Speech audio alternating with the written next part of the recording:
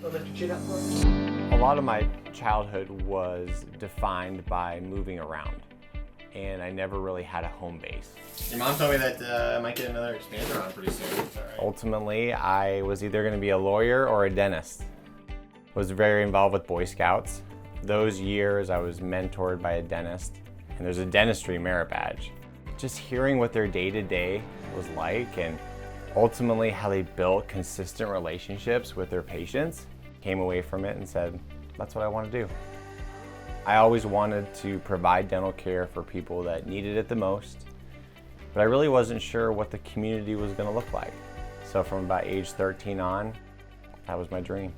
I told him when I was offered the job that I intend to take care of this dream as best as humanly possible. Because at some point I bought in. It's my dream too. I met my beautiful wife in northern Iowa.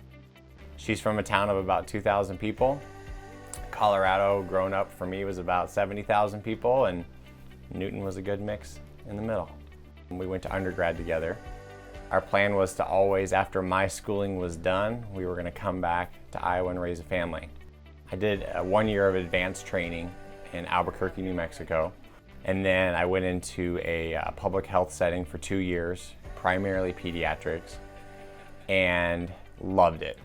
After that, when we moved to Iowa, never would have pictured myself in a town like Newton. I was open to living really anywhere in the US, but Newton has set itself apart for me just for how welcoming the people have been. Got connected with a great dentist here locally. Ultimately, we came to the point where I was like, okay, I'm ready to do this thing on my own. When you move to small communities, sometimes you feel like the outsider and you never really can get in. After 5 years, it's like, no, this is where we want to be. My wife and I looked at each other and said, yeah, this is where we want to be.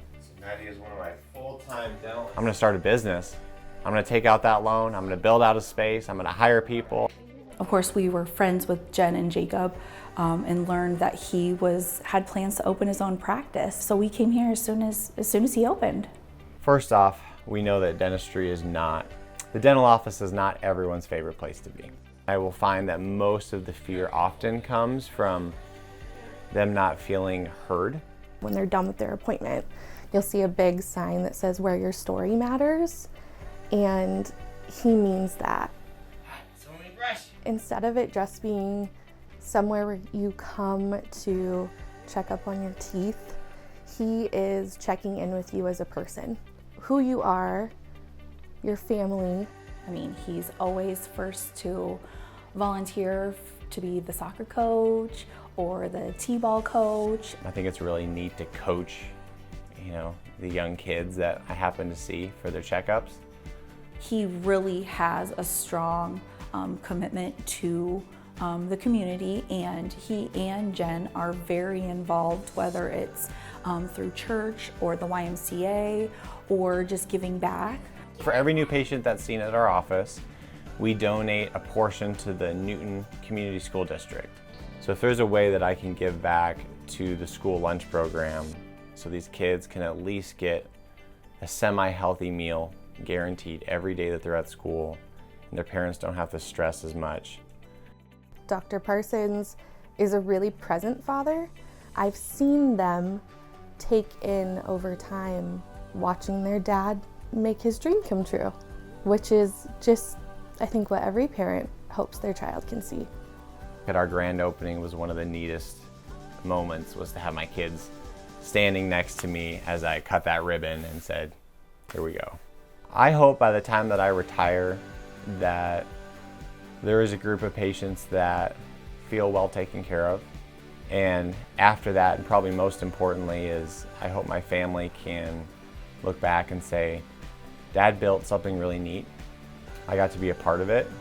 Newton is the place where my family feels at home, and I love giving back to what's happening here.